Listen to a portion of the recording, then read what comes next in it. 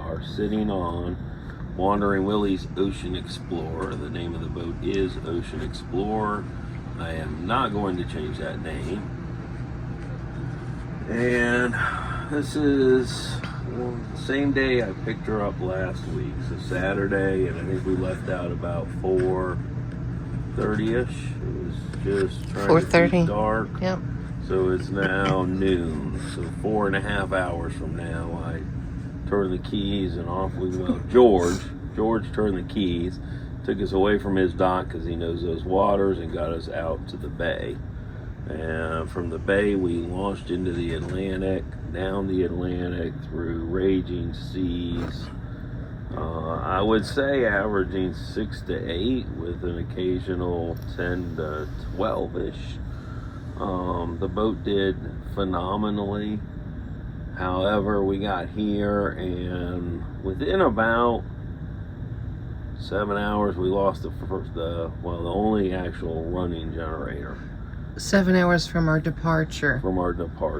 And we drove for 24. Well, I drove 24 straight, and then we drove after that, though, to get here, didn't we? We left there, and we anchored Sunday evening in the dark. It was in the dark when we finally anchored. So it was over 24 hours. Okay. We went in a couple of bays, tried to. Yeah, we and had to tried get back out. So. And once we left shore, when we went to go into Tom's River, I realized that neither of the chart plotters that came with the boat had any built-in maps. And then all the chart cards I had were for offshore to the canyon. So I really don't know. I was panicking. So somewhere like 10 miles and offshore, you've got bottom numbers. Anything closer than that, and channel markers and all the good stuff you really want for navigation, 0. So we made it to the other side of the bridge, dropped anchor. Then we, in the morning, because none of the marinas are open on Sunday either, we called down here and we got in Monday morning, which was nice. We did get anchored up here or tied up at the dock about 1. We got anchored on an anchor that the man had never used. Yeah. So we didn't. You were flying by the seat of your pants. I've always had anchors that you had to pull. And this one's quite heavy, so there's a windlass, and I foobarred that, so we got to pull it. Took 2 of us just to get it in the boat, but we got it up there and got it pinned in, and then got over here and got situated. And we've been here a week, and I am ready to go, but the boat is not. So we still have to fix the toilet pump that broke, fix the bilge pump in that same section. So the boat is sectioned out in the hull in watertight bulkheads all the way through. And Pepper flipped the bilge pump on, and it went to the back wall and just started spraying out everywhere. So we've been cleaning that up. We got up at about 1. We tried for 2 days. Nothing worked. Did the shop vac. That failed immediately. One shop vac in. And then let's start at the beginning. We started at a 2-cup measuring cup. No, we did not. We started with the bilge pump. Yeah. And then I did a couple of measuring cups, and I gave up on that. And then I went and got I have spare bilge pumps, so we got some hose and hooked that up. That did not work. And then I went to the cup method, which worked. It's just very slow. So then went to Home Depot and bought a pump that's about this long. It's just a tube pump, and then it's got a 6-foot hose, and you just go like this, up and down, up and down, up and down, which I can do very well, and pumped everything out. So it is no longer a brown mess in there. It's now just tainted river. Not bad. The pump gets it down to, I don't know, about 1 inch of water on both sides of the V. So that's That's enough that I could still crawl back there. The problem with that is there's 2 holding tanks, there's PVC pipe going all between them, and then on the outboard side of those tanks, well, that space is triangular shaped, and it's probably about that high, and then it, there's a connector bar here. So I thought I could get through that right up until I got to it, and then I realized there's no way. There's no way all of this is going through that opening probably ever. And I thought, if I get stuck, that's really gonna suck. I have to have enough room to turn around, so that means down the center where they run all these PVC pipes like a spider trap. Dead center. I have no clue why they would do it dead center, but they made it impossible to get to that back wall. So I've got to fix that issue and be able to get to that back wall, especially if we had an issue at sea. That's what I'm worried about. So that's the only thing I found so far that's horrible on this boat. Other than that, I love waking up and having, the same view for a week. But the boats have changed. We had a nice dark blue something right here last night. That was just 2 nights. No, just one. Just one night. They came while we were out yesterday. Boat. That was a gorgeous boat. But so far, I'm liking her. She needs work. That's why I could afford her. If you're wondering, is he a gazillionaire? No, I'm not a gazillionaire. This boat was in my price range. Just like if you go buy a car or a house, it needs a lot of work, which made it in my price range. The motors are great. Neither generator currently runs.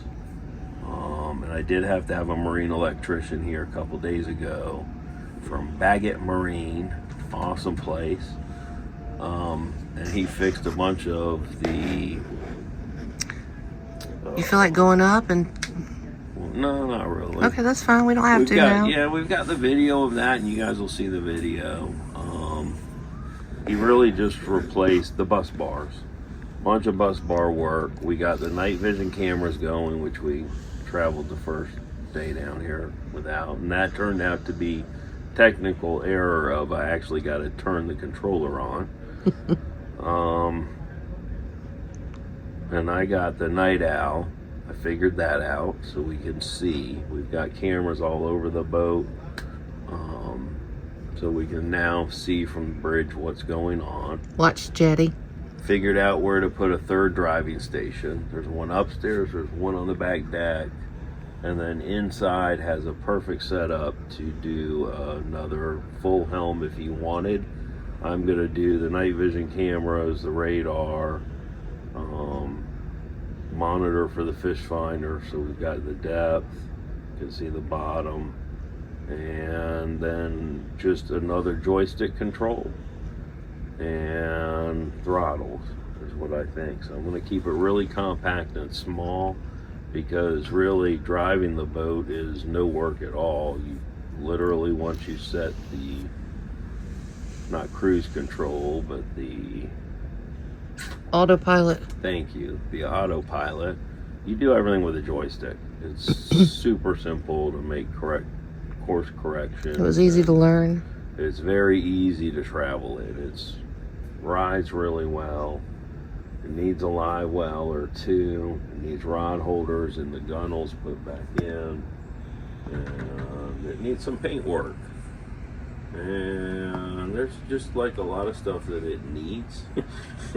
So we are just on the maiden voyage, took her off the dock and drove her here and just doing work as we go. Because, well, if you put it in a yard, you'll be doing stuff forever and you'll never see the boat go in the water. It's really how that happens to a lot of people. Yep. The boat never reaches the actual water.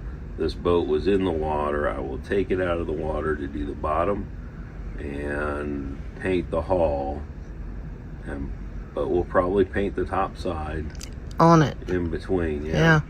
We'll do the top side first and then we'll work our way down. Because the top side's the worst. The sides are really good.